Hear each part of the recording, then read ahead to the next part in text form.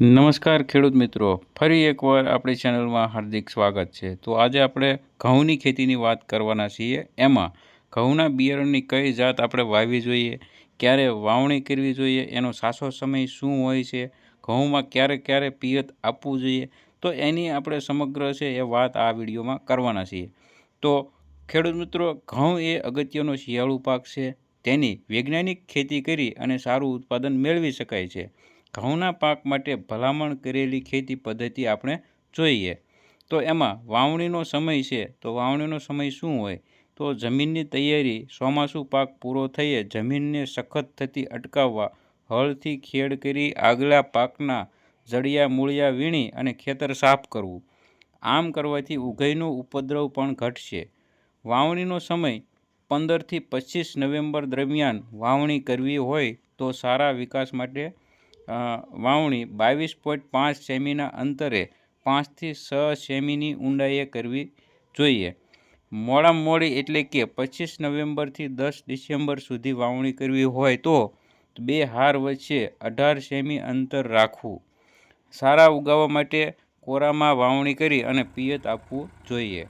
ત્યારબાદ આપણે ભલામણ કરેલી કેટલીક જાતો છે એની વાત કરીએ તો બિન પિયત ઘઉંની વાવણી માટે અરણેજ 206, GW1, GW2 વગેરે જાતો પસંદ કરવી અને સમયસર જો વાવણી કરી હોય તો 15 થી 25 નવેમ્બર દરમિયાન વાવણીમાં સારા ઉત્પાદન માટે GW496, GW273, GW322, GW366, GW190 અને GW1139 આ જાતો પસંદ કરવી અને મોડામાં મોડી વાવણી એટલે કે 10 ડિસેમ્બર સુધી વાવણી માટે GW173 અથવા લોક 1 જાત પસંદ કરવી।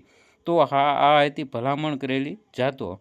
એમાં સારામાં સારી વેરાયટી હોય તો GW496 વેરાયટી છે એ સારામાં સારું ઉત્પાદન છે આપણને આપે છે।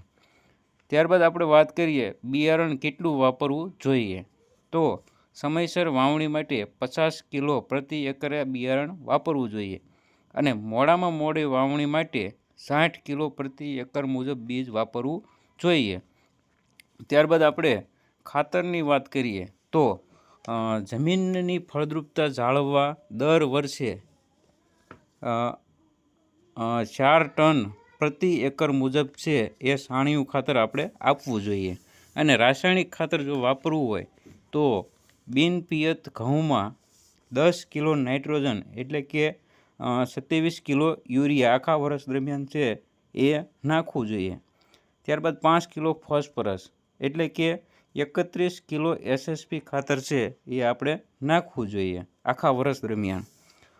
ત્યારબાદ 15 થી 25 નવેમ્બર સુધી વાવણી કરેલ પાકમાં 24 કિલો નાઇટ્રોજન એટલે કે 53 કિલો યુરિયા અને 24 કિલો ફોસ્ફરસ એટલે કે 68 કિલો SSP ખાતર। તો આ છે એ તમે ખાતર છે એ આખા વર્ષ દરમિયાન છે એ નાખવાનું હોય છે। તો આમાં તમે આ ખાતરની જગ્યાએ DAP પણ વાપરી શકો છો અને DAP ન મળે તો આપણે એની જગ્યાએ સિંગલ સુપર ફોસ્ફેટ એટલે કે SSP ખાતરનો છે એ આપણે ઉપયોગ કરી શકીએ છીએ। તો હવે આપણે વાત કરીએ કે પિયત છે એ આપણે ક્યારે આપવું જોઈએ તો સૌરાષ્ટ્રની મધ્યમ કાળી જમીનમાં ઘઉંના પાકને 5 સેમી ઊંડાઈના ઘઉંને 10 પિયત આપવા અને કોરામાં વાવેતર કરી પ્રથમ પિયત આપવું, ઉગાવવા માટે બીજું પિયત આપવું, ત્યારબાદ 8 પિયત અને 8 થી 10 દિવસના અંતરે આપવું જોઈએ। ત્યારબાદ આપણે આમાં એક કોષ્ટક તમે જોઈ રહ્યા છો એમાં કટોકટીની અવસ્થામાં પિયત જરૂર આપવું તો કઈ કઈ કટોકટી છે તે સમયે આપવું જોઈએ તો એમાં પહેલું મુકુટ મૂળ અવસ્થા એમાં 18 થી 21 દિવસના ઘઉં થાય ત્યારે આપવું। ત્યારબાદ ફૂટ અવસ્થા 38 થી 40 દિવસના ઘઉં થાય ત્યારે। ત્યારબાદ ગાભે આવવાની અવસ્થા 50 થી 55 દિવસના ઘઉં થાય ત્યારે। ત્યારબાદ ફૂલ અવસ્થા 60 થી 65 દિવસના ઘઉં થાય ત્યારે આ ફૂલ અવસ્થાએ પાણી આપવું જોઈએ। ત્યારબાદ દુધિયા દાણા અવસ્થા એ 75 થી 80 દિવસના ઘઉં થાય ત્યારે આ પિયત આપવું જોઈએ। ત્યારબાદ પોંક અવસ્થા, તો આ અવસ્થા 90થી 95 દિવસે આપણને જોવા મળે છે, તો ત્યારે પણ આપણે પિયત આપવું જોઈએ. ત્યારબાદ આપણે જોઈએ કે આમાં પણ જો તમે એક પિયત આપી શકાય એમ હોય તો મુકુટ મૂળ અવસ્થાએ પિયત આપવું, અને જો 2 પિયત આપી શકાય એમ હોય તો મુકુટ મૂળ અવસ્થા અને ફૂલ અવસ્થાએ પિયત આપવું જોઈએ. અને જો 3 પિયત આપી શકાય એમ હોય તો મુકુટ મૂળ અવસ્થા, ફૂલ અવસ્થા અને પોંક અવસ્થાએ પિયત આપવું જોઈએ. તો મિત્રો, આ હતી ઘઉંની માહિતી. કેટલું બિયારણ વાપરવું જોઈએ અને ક્યારે પિયત આપવું જોઈએ એની માહિતી આ વિડીયોની અંદર તમને આપવામાં આવી છે. ત્યારબાદ હવે પછી એમાં કોઈ પણ પાકની અંદર છે એ રોગ જીવાત આવતી હોય તો એ રોગ વિશેના વિડીયો પણ આપણી ચેનલની અંદર આવતા રહેશે. તો આપણી ચેનલમાં નવી અપડેટ માટે અમારી ચેનલને લાઇક, શેર અને સબસ્ક્રાઈબ કરવાનું ભૂલતા નહીં. આભાર ખેડૂત મિત્રો.